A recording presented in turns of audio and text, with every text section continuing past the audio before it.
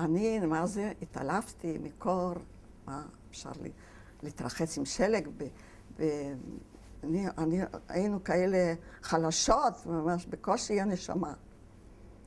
טוב, התעוררתי. אבל מה עושים? אז הוא אמר לנו מראש, שיתחיל השלג. אז אתם קמות, ואתם הולכות ביום, לא בלילה, ישר עם הדרך, בערך הוא אמר, יש כפרים פולנים, נטו, לא אוקראינים, ותראו שהם יעזרו לכם. קודם כל, הם לא יעשו לכם כלום, הם יראו אתכם, הם יבינו מאיך שאתם נראים שאתם יהודים, להפך, הם יגישו לכם אוכל. וזה כך היה. אבל מה? אחותי הקטנה הייתה כל כך חלשה, היא הייתה בת 10, היא הייתה כל כך חלשה, היא כל הזמן שכבה. את מבינה, אני ואחותי הגדולה היינו בתנועה, בלילות, הלכנו. היא השכבה, אין לה רגליים. אמא, אני לא הולכת, תשאירי אותי פה. אני לא קמה, אני לא יכולה. אז איזה אמא משאירה ילד? לקחה אותה בידיים וסוחבת אותו כמו בול עץ. ככה היא סחבה אותה כל הדרך. הרבה הלכנו. ובאנו, כמו שהוא אומר, אני לא יודעת, באנו לפולנים. והם מביאים לנו החוצה לחם, חלב, תשתו, תאכלו. אבל מה עוד? אתם לא יכולים להסתובב שם. יש גוי אחד שהוא גר בקצה של הכפר הזה הפולני. כולם פולנים, הם לא יעשו לכם כלום. אתם הולכים ביום עד קצה של הכפר ותראו ותגידו לו שאתם יודעים שהוא פגש יהודים ביער בסביב, לא, ממול שם, לא, רק יערות. ויש יהודים שברחו מהמחנות והם יעזרו לכם. אף אחד לא יכול לעזור לכם. תלכו. אז אנחנו הולכים, פתאום לילה, אפשר ללכת, אין כוח. הקטנה עוד לא קמה לרגליים, ואנחנו דופקים בכל דלת. תנו לנו רק לעבור את הלילה, אנחנו נלך בבוקר אנחנו נלך הלאה. תנו לנו לעבור את הלילה. אף אחד לא פותח את הדלת. לא רוצים, פוחדים. אבל אנחנו יהודים, אנחנו לא נעשה לכם כלום. אנחנו נשאר עם הפרות, עם הסוסים. לא פותחים. בסוף, אחת פתחה את הדלת, והיא הביאה הביתה מלא קש, שמה לנו כמו מיטה על הרצפה על קש, ואמרה, תראו, זה לילה, מילא. ביום שרק יהיה שמש תצא, אתם לא פה. תלכו לאן שאתם רוצים, אתם לא פה. יפה, אנחנו נשאר, תודה רבה, אנחנו לא ידענו איך להודות לה. הייתה אישה באמת טובה. היא קמה בלילה, היא בישלה מרק,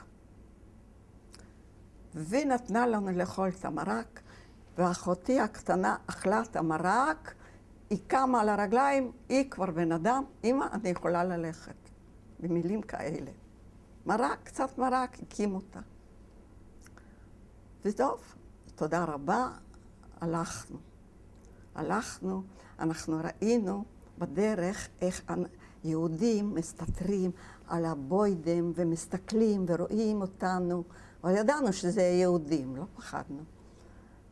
וככה אנחנו הולכים עד הסוף, כמו שהוא אמר לגוי, שהוא יודע איפה יש יהודים. בסדר. באנו לגוי הזה, מלא כלבים, אי אפשר להיכנס, פחד אלוהים. כלבים לא נותנים, והוא לא רוצה לפתוח לנו את השער. אז אמא שלי מבקשת, מתחננת, אמרו לנו שאתה יודע איפה יש יהודים, תן לנו להיכנס רגע, תן לנו קצת מים, קצת לחם. טוב, אלוהים עזר, הוא סילק את הכלבים, פתח את הדלת, יש לו ילדה, אמא מוציאה חתיכת בד, יש לה עוד בדים עליה, אני לא יודעת. הנה, תתעשה מסמלה לבת, ותן לנו משהו לאכול, ותגיד איפה היהודים, אנחנו לא רוצים יותר. לא נשארים פה, כמובן. אני לא יודע. אני יכול להביא אחד מכם רק, לא את כולם, ליער, איפה שיש יהודים, אני כנראה שהם שמה. אני לא יודע בדיוק, אני יודע איפה היער הזה. בסדר. לפחות הוא יודע משהו, והוא יודע איפה היער, את הבונקר הוא לא יכול להגיד לו איפה. יש בונקר. אז אני הלכתי על הלבושה עם המעיל של אבא, עם נעליים, והאמא עם החיות, רחוק מאיתנו, בחוץ שלג, קר, חורף, ואחרי שאכלנו קצת, הוא הולך איתי, בואי. הלכתי, באנו ליער, ותחכי פה, אני הולך, אני לא נשאר איתך. תחכי עד שאמא תבוא עם החיות, ותשבי. שבתי על השלג. והוא הלך, לאן הוא הלך? אני לא יודעת. הלך, לא הביתה. הלך. זהו, ותחפשו פה את היהודים, אני לא יודע. איך מחפשים יהודים? מדברים יידיש, או איפה שיש ערימת שלג, אז אנחנו עם הידיים ככה מזיזים את השלג, ורוצים לראות את הבונקר. מה הבונקר? איך נראה בונקר? אנחנו לא יודעים. הוא לא רוצה להגיד כלום. והלך, ואנחנו יושבות, אולי חצי שעה. מה יהיה? הלוואי שכבר ייקחו אותנו, אנחנו לא יכולים. הלוא זה חורף, מה נעשה? יושבים, פתאום, אנחנו רואים, עכשיו אני מוכרחה לבכות.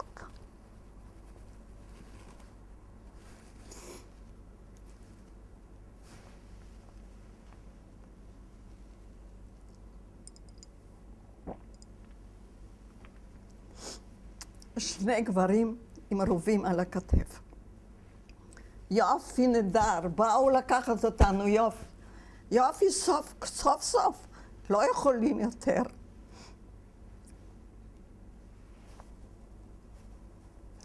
הגוי הזה הלך לכפר, ושם יש מלא יהודים.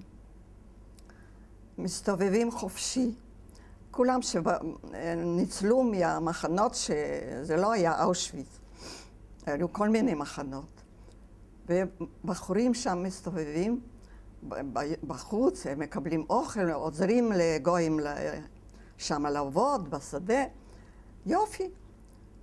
וביניהם יש שניים שהם פרטיזנים, יש להם רובים, והוא בא ואומר, תשמעו, באה אליי אישה עם 3 בנות. אני לא יודע איך קוראים לה, אני לא יודע, אבל אני אמרתי להם לשבת ביער הזה, והם בטח לא יודעות מה לעשות. תלכו ותחפשו אותם. פשוט כי הוא לא יכול לעשות. אתם יהודים, יש לכם נשק, אתם יכולים לעשות הכל. והם באו. מי זה היה? אח של אמא שלי. מה את אומרת?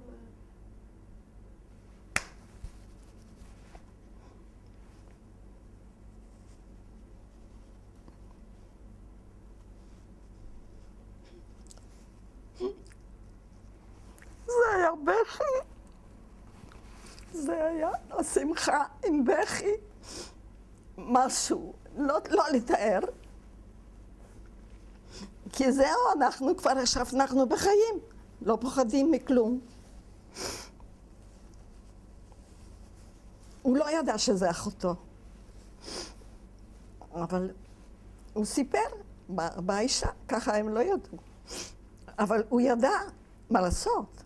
הוא ידע שיש יהודים, ואני אגיד להם שזה בחורים, זה נשים, תלכו לעזור להם. אז זהו. אז אז הדוד, איפה הבונקר? תראה לנו איפה הבונקר. בואו, זה מה, כמה מטרים. כמה מטרים בונקר. הבחור הזה איתו גם כן מהעיירה שלנו, שהכרנו אותו. היה קצת מבוגר מאיתנו. וזהו, אנחנו בבית.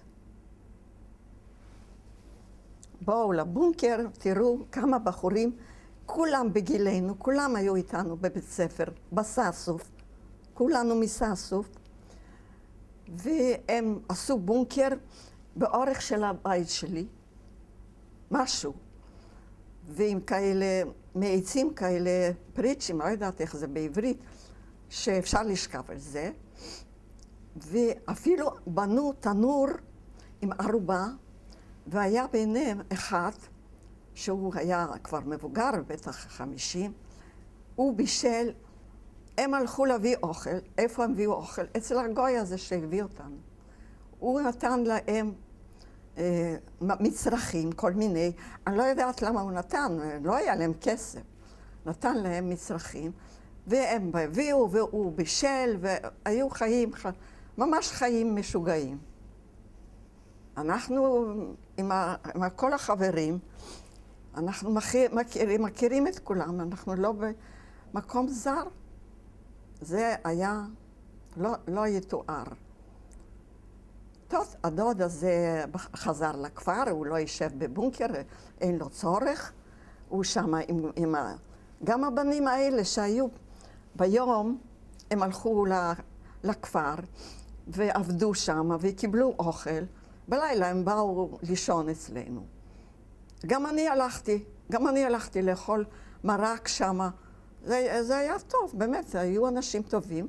רק הגרמנים, הם היו באים פעם בכמה חודשים לקבל אספקה של הגידולים, החיטה, שיהיה אוכל לצבא.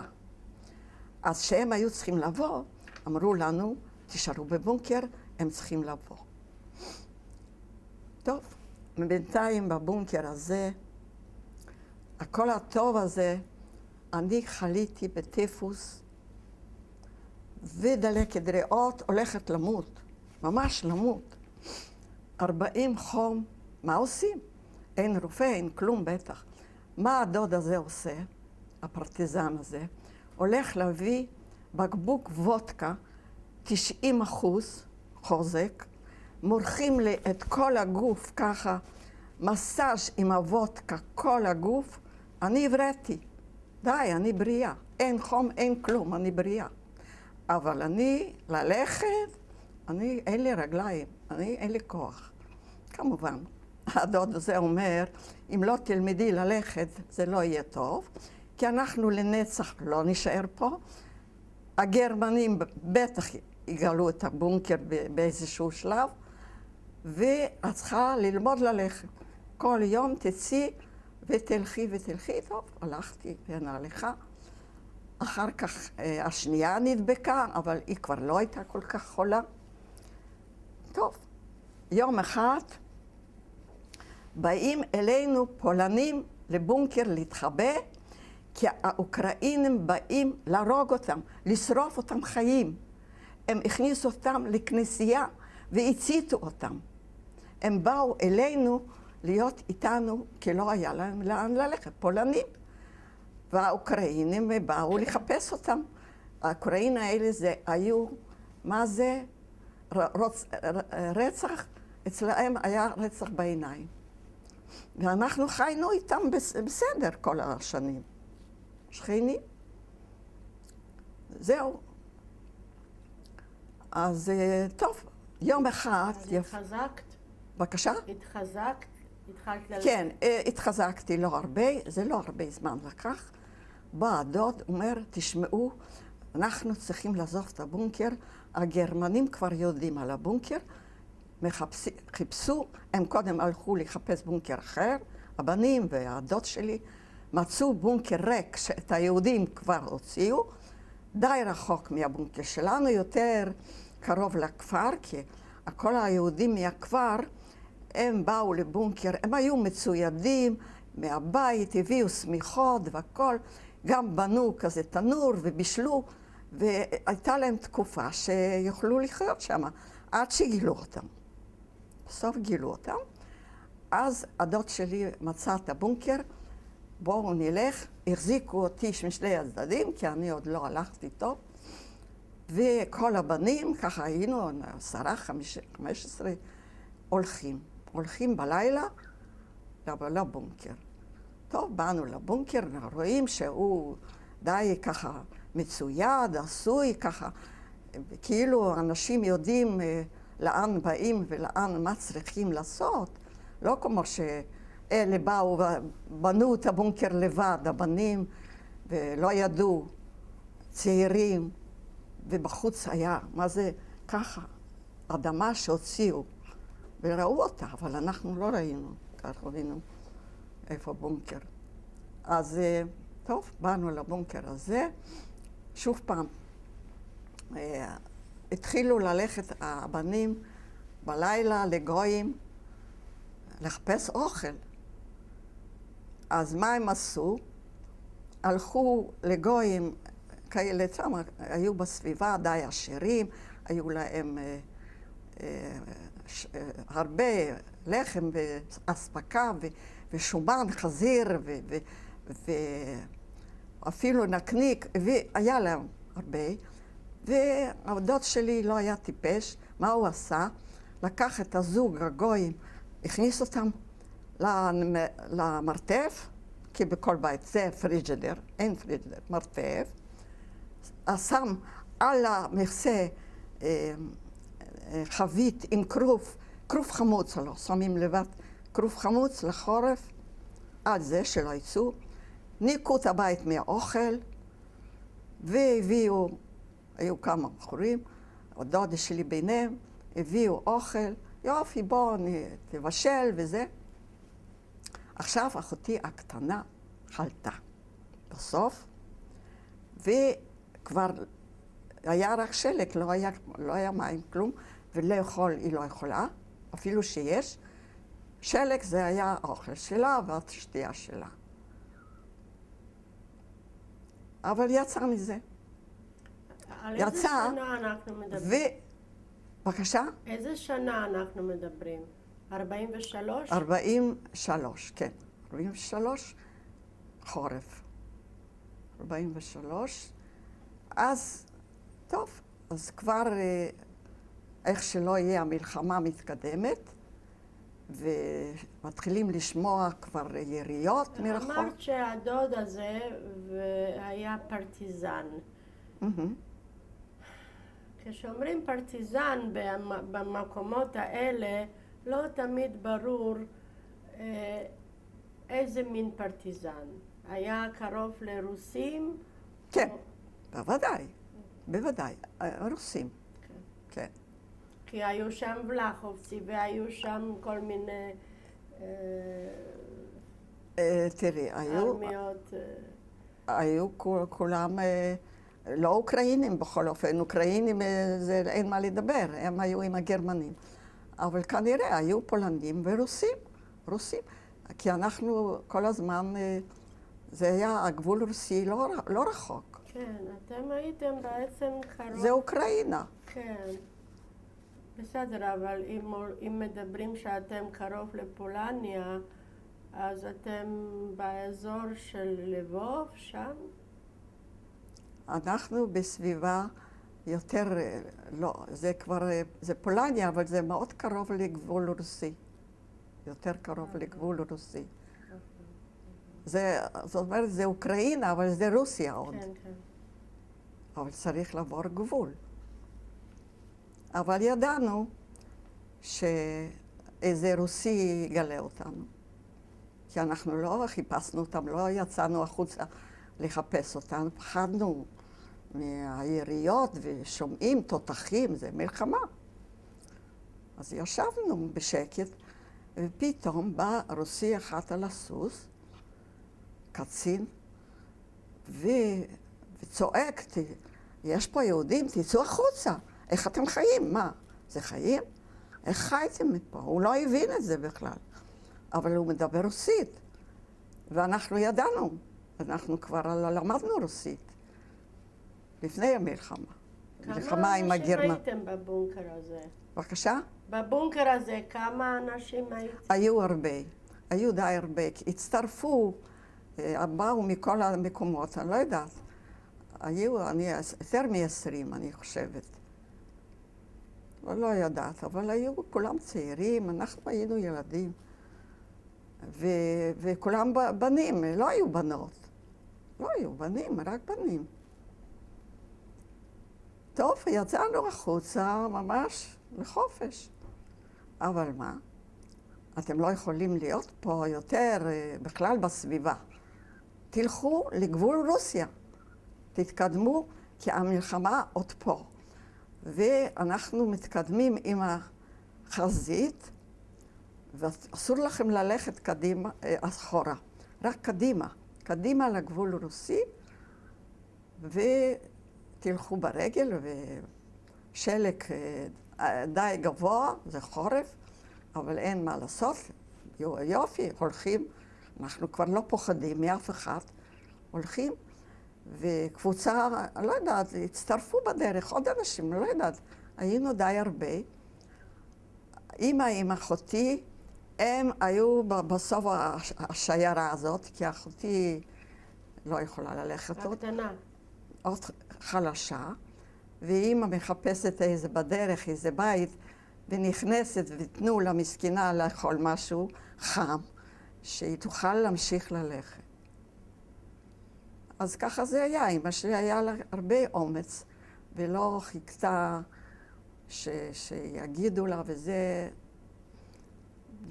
וזה ככה היה, הלכנו די הרבה בשלג, וזה היה חודש אפריל, מה זה שלג? לא האמנו, אבל הולכים, ולגבול סוריה זה כל פעם יותר שלג. סוריה, אני אומרת, רוסיה. העיקר באנו לעיירה, עיירה שהיא עוד לפני הגבול, אבל זה כבר קרוב לגבול. עיירה שרקע מיהודים, אבל יש שם גויים, רוסים, ופתאום מצאנו בית גדול, ריק, אין איש. איזה עיירה זו? את לא יודעת. קשמייניץ. קשמייניץ, אני מדברת ברוסית, אני לא יודעת. בסדר. זה, כן, קשמייניץ. עיירה לא גדולה, אבל עיירה עם רוסים.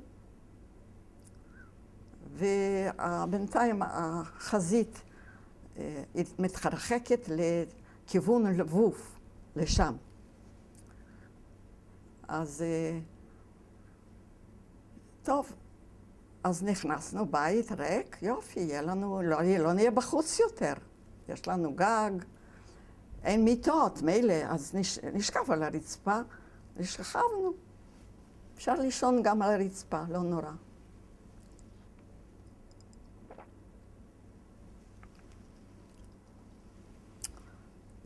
והדוד הזה איתנו, כולנו באנו שמה. טוב, צריך לעשות משהו לארגן. מה הדוד הזה עושה?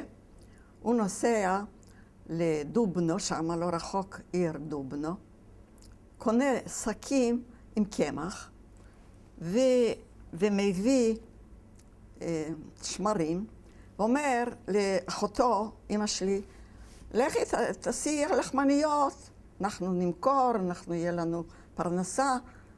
זהו, לחמניות, לא בעיה, אמא שלי יודעת לאפות, והיא עשתה לחמניות. ואנחנו הלכנו לבזאר, ומכרנו אותם. מכרנו את הלחמניות, אבל שאני אגיד שהיה לנו אוכל ממש, אני זוכרת שהלכתי לבתים, כמו שהולכים חסרי בית, ומבקשים קצת אוכל, ככה אני הלכתי, ואחותי השנייה השלישית הייתה כל הזמן על יד אימא. הלכנו לבקש אוכל, מבושל. היה לנו חסר. חוץ מהלחמניות האלה, זה לא הכל. אז כן, זוכר, ישבנו ליד השולחן, נתנו לנו אוכל, וזהו, וחזרנו לאמא. ככה כל פעם, לא כל יום, קצת התביישנו קצת, אבל אי אפשר להתבייש, רעבים. אין בושה. אמא לא הולכה, רק אני ואחותי. וזה היה כמה זמן? די הרבה זמן, אני לא יודעת. בכל אופן, אמרו לנו הרוסים שהחזית כבר מתקרבת ללבוב, והלבוב כבר שוחררה. אנחנו שמענו לבוב, הייתה לנו משפחה שמה. אני הייתי שמה נוסעת לקרובים האלה בחופשים, כשהייתי צעירה.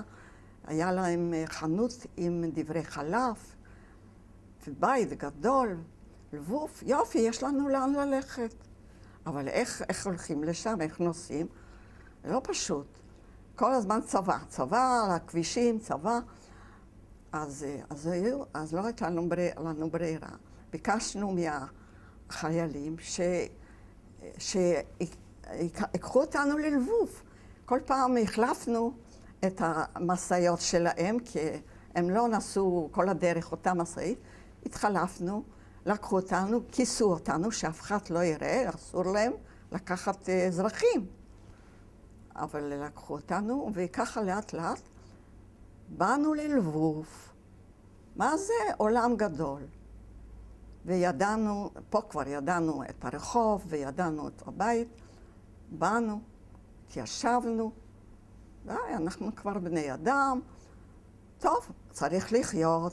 אמא שלי פותחת מטבח, באים אלינו אנשים מכל מיני מקומות ששרדו את המלחמה, ואמא שלי עושה מין כזה מוטל כזה, היא מבשלת אוכל, היא מחפשת להם דברים, בגדים, תשכבו על הרצפה, אין לי פה מיטות, היו שם בקושי 2 מיטות, והרוויחה כסף. וגם אני ואחותי השנייה, לקחנו גם כן את עצמנו לידיים, קנינו פה, מכרנו שמה, נסענו שוב פעם עם הרוסים, לקחו אותנו, עם פחד, אבל לקחו אותנו. קנינו, לא יודעת, מחברות ועפרונות, וקנינו כל מיני דברי כתיבה, לא יודעת, פה מכרנו שם. נסענו די רחוק, מעיר בלבוב היה מה לקנות, ושם לא היה כלום. אז שם מכרנו, ושוב פעם חזרנו. היה לי חבר אחד, והוא לקח אותי, אחותי נסעה עם איזה חברה, וככה היא לחוד ואני לחוד, ואמא הרוויחה, מה חיים? חיים טוב. אבל הרוסים לא נותנים לנו להישאר בלבוב. לא, זה לא פולניה. אתם נוסעים לפולניה. העמידו שם לנו קרנות, רכבת, תיקחו מה שאתם יכולים לקחת, אתם נוסעים לחלק שזה קוראים לזה נידר שלזיין, אבל זה עכשיו פולניה. זה פולניה.